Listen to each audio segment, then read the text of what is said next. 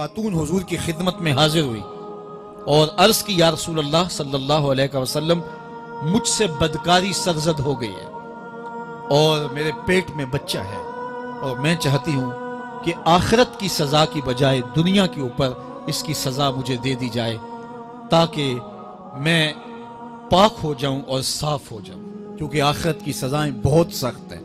اللہ کے محبوب علیہ السلام نے جبریل امین سے ایک دن پوچھا تھا مجھے جہنم کے عذابوں کا ذکر سناؤ، تو عرض کی یا رسول اللہ صلی اللہ علیہ وسلم ہلکا ترین عذاب یہ ہے کہ جہنمی کے پاؤں میں آگ کے جوتے رکھے جائیں گے، باقی اس کے پورے بدن پہ آگ نہیں ہوگی، صرف آگ کے جوتے اس کو پہنائے جائیں گے، لیکن اس کی حدت، گرمی اور شدت اتنی ہوگی یغلی منہما دماغہ، اس کی شدت سے اس کا دماغ پگھل کر ناک اور کانوں کے ذریعے سے باہر آنا شروع ہو جائے گا۔ یہ سب سے ہلکے عذاب کی کیفیت ہے، اور جو عذاب سخت ہیں الیاذ باللہ، اللہ تعالیٰ قرآن مجید میں فرماتا ہے ثم لا يموت فیہا ولا یحیا، اس بڑے عذاب کا ذکر کیا جو جہنمیوں کو دیا جائے گا، فرمایا اس عذاب کی کیفیت یہ ہوگی بندہ نہ جیے گا نہ مرے گا۔ جیے گا اس لیے نہیں کہ آگے اور پیچھے دائیں اور بائیں آگ ہی آگ ہوگی، تو اس آگ میں جینا کو جینا تو نہیں ہوگا، اور مرے گا اس لیے نہیں کہ موت کو موت آ چکی ہوگی۔ تو وہ کتنا سخت عذاب ہوگا الیاذ باللہ کہ ہلکے ترین عذاب کی کیفیت یہ ہے کہ پاؤں میں آگ کا جوتا اور دماغ پگھل کے ناک اور کانوں کے راستے سے باہر آ جائے۔ تو اس نے عرض کی یا رسول اللہ صلی اللہ علیہ وسلم میرے اوپر حد جاری کر دیجئے، اور اس نے کہا کہ میرے پیٹ میں جو ہے وہ بچہ ہے۔ اللہ کے محبوب علیہ السلام نے فرمایا جاؤ جب بچہ پیدا ہو تو پھر آنا۔ وہ چلی گئی، تو جب بچہ پیدا ہوا تو گود میں اٹھائے پھر حضور کی خدمت میں حاضر ہوئے اور عرض کی یا رسول اللہ یہ ہے بچہ جو میں نے گناہ کیا تھا، بدکاری کی تھی، آج یہ اس کی نشانی ہے۔ تو اللہ کے محبوب علیہ السلام نے فرمایا کہ اسے لے جاؤ اور اسے دودھ پلاؤ، اور جب یہ کچھ کھانے پینے لگ جائے گا تو پھر آنا۔ کچھ دنوں کے بعد وہ دوبارہ حاضر ہوئی اور اس نے اس بچے کے ہاتھ میں روٹی کا ٹکڑا دیا ہوا تھا، اور عرض کی یا رسول اللہ دیکھ لیجئے اب یہ روٹی کھانے لگ گیا ہے۔ اللہ اکبر۔ تو اللہ کے محبوب نے فرمایا انہیں لے جاؤ اور جا کے انہیں سنگسار کر دو۔ اس کی یہ حد بنتی تھی، اس کو سنگسار کیا اور اس نے خود یہ سزا اپنے لیے قبول کی۔ تو یہ بات ذہن نشین کیجئے کہ یہ وہ لوگ تھے کہ جن سے کبھی کوئی گناہ سرزد ہو جاتا تو وہ جلد توبہ کرتے، اور اس کی بڑی سے بڑی حد اور سزا بھی ہوتی تو وہ بھی کاٹنے کے لیے تیار ہو جاتے۔ میں اور آپ دیکھیں کہ ہماری زندگی میں اگر گناہ ہیں اور ہمیں سچی توبہ کی توفیق بھی نصیب نہیں ہے اور آئندہ نہ کرنے کا عزم مصمم ہو، پکا ارادہ ہو کہ یہ گناہ زندگی میں دوبارہ نہیں کروں گا، الگ بات ہے کہ پھر دوبارہ اس سے سرزد ہو جائے، لیکن جب وہ توبہ کر رہا ہو تو اس وقت اس کا پختہ عزم ہو اور اس کے دل کے کسی گوشے میں نہ ہو کہ چلو میں توبہ کر لیتا ہوں اور پھر ہو گیا تو پھر کر لوں گا، پکا عزم ہو کہ دوبارہ یہ گناہ نہیں کروں گا۔ اور اگر زبان سے توبہ توبہ کر رہا ہو اور دل میں ہو کہ ٹھیک ہے یہ تو صبح بھی مجھ سے عمل بد سرزد ہونا ہے، تو اللہ تعالیٰ سے یہ مذاق کرنے والی بات ہے، اور اللہ تعالیٰ سے جو مذاق کرتا ہے وہ کہاں کھڑا ہے وہ خود سوچ لے۔ وہ کیا کسی نے کہا تھا کہ توبہ کی پھر توبہ کر کے توڑ دی، میری اس توبہ پہ توبہ کر اٹھی۔ تو ایسی توبہ نہیں ہے کہ جو رسماً کسی مجلس میں چلے گئے، کسی اجتماع میں چلے گئے تو سب لوگوں نے توبہ کی تو وہ بھی توبہ کرتا رہا، لیکن اس کا عزم مصمم پختہ ارادہ نہیں تھا گناہوں کو چھوڑنے کا، تو یہ توبہ نہیں، یہ مذاق ہے۔ اس لیے اللہ کے حضور سچی توبہ یہ ہے کہ ماں قبل کے گناہوں سے مٹی کے گھروندے پاؤں پہ بناتا ہے اور انہیں مسمار کر دیتا ہے۔ وہ کبھی آپ نے دیکھا ہوگا کہ بچے ریت میں اپنا پاؤں رکھ کر کے اوپر سے ریت تھپک لیتے ہیں اور پھر پاؤں ہولے سے نکال لیتے ہیں، بچ جائے تو بڑے خوش ہوتے ہیں، اور جب کھیل ختم ہو جاتے تو اسے گرا دیتے ہیں اپنے ہاتھوں سے۔ بہلول بھی اسی شغل میں لگا ہوا ہے، بہلول یہ کام کر رہا ہے، گروندے بناتا ہے گراتا ہے، گروندے بناتا ہے گراتا ہے۔ بادشاہ گزرا، پوچھا بہلول کیا کر رہے ہو؟ ہنس کے کہا جنت کے مکان بنا رہا ہوں۔ کہا بیچتے ہو؟ ہاں بیچتا ہوں. کتنے کا؟ 10 روپے کا، سیل لگائی ہوئی ہے. بادشاہ مسکرا کے گزر گیا. دیوانہ ہے، مجنوں ہے، اپنی موج میں لگا ہے.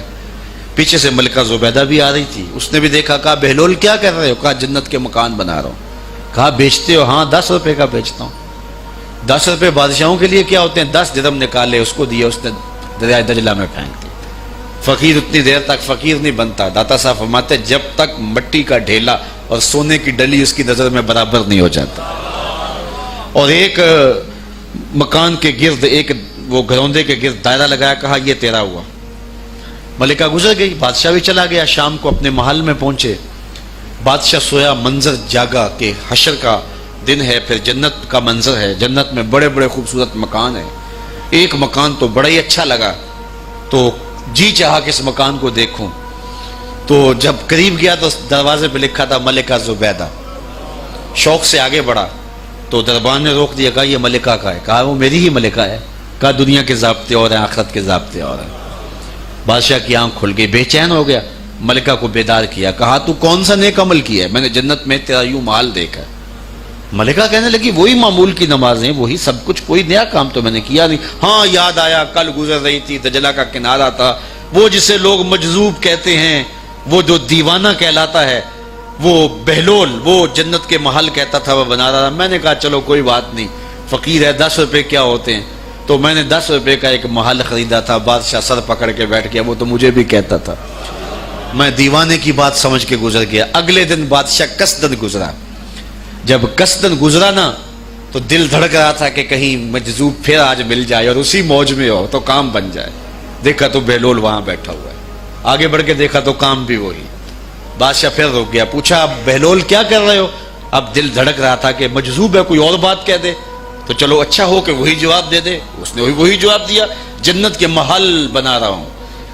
بادشاہ کا کچھ دل ٹھہرا. پھر کہا اچھا بیچتے بھی ہو؟ ہاں ہاں بیچنے کے لیے بنا رہا ہوں. بادشاہ ادھر جیب میں ہاتھ ڈال رہا ہے اور ادھر پوچھ رہا ہے کتنے کا؟ کہا آدھی حکومت لگے گی.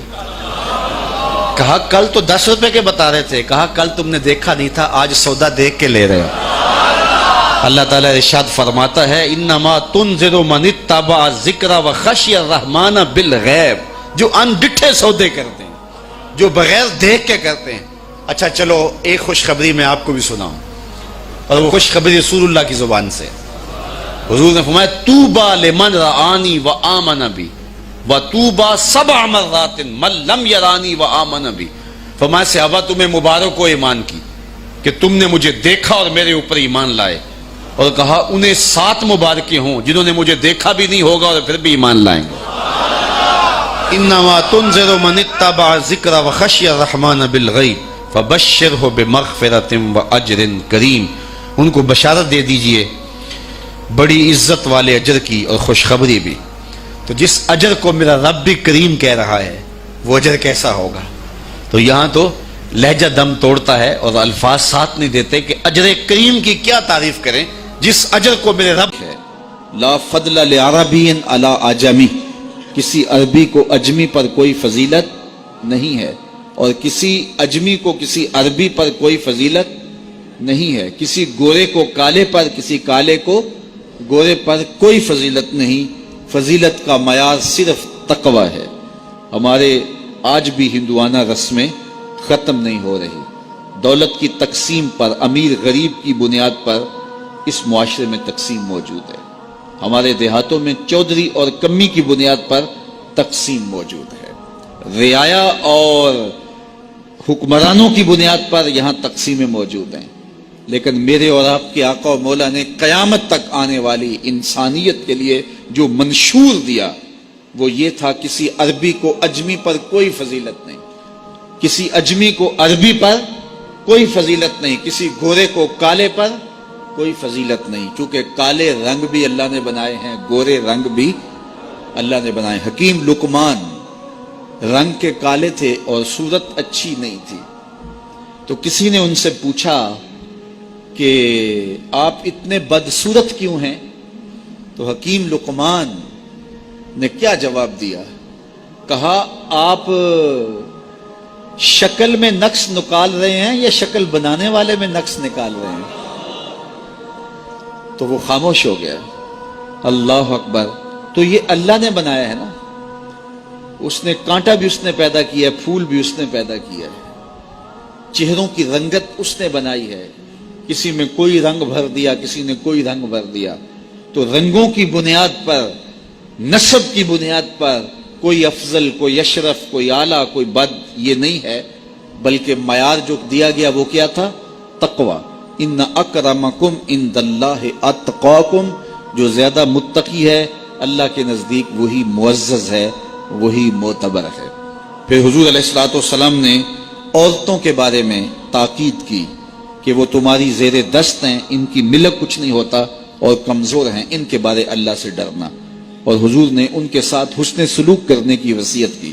پھر غلاموں کے ساتھ حسن سلوک کرنے کا حضور نے درس دیا کہ جو خود کھاتے ہو وہ انہیں کھلاؤ, جو خود پیتے ہو انہیں پلاؤ, جو خود پہنتے ہو انہیں پہناؤ.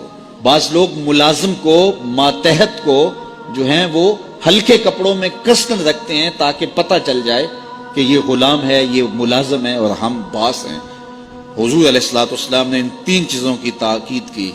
پھر حضور نے ہمسایوں کے حقوق کے حوالے سے بات کی, اور صحابہ فرماتے ہیں کہ اتنی بار حضور نے تاکید کی کہ ہمیں یہ گمان ہوا کہیں وراثت کے اندر حقدار نہ ٹھہرا دیا جائے. تو ہمسایوں کے حقوق کے حوالے سے حضور نے تاکید ارشاد فرمائی. پھر حضور نے 3 باتوں کی تاکید فرمائی. پہلی بات, عمل میں اخلاص پیدا کرو, چونکہ عمل کا خلوص ہی قبولیت کا سبب و ذریعہ ہے. اگر عمل میں خلوص نہیں تو کچھ بھی پلے نہیں ہے. دوسری بات, حاکموں کو وصیت کرنا, جو بادشاہ وقت ہوں, حاکم ہوں, ان کو خیر کی بات کہنا, ان کو بتانا, ان کا قبلہ درست کرنے کی کوشش کرنا, یہ ذمہ داری ہے قوم کے اوپر. تیسری بات کی حضور نے یہ وصیت فرمائی, لزوم و جماعت المسلمین, مسلمانوں کی جماعت سے الگ نہ ہونا, الگ الگ ٹولیوں میں نہ بٹنا, لابیاں نہ بنانا, گروہ بندیاں نہ کرنا, جماعت کے ساتھ جڑ کے رہنا, فرقہ بندی سے بچنا اور جماعت وحدہ کا ساتھ دینا.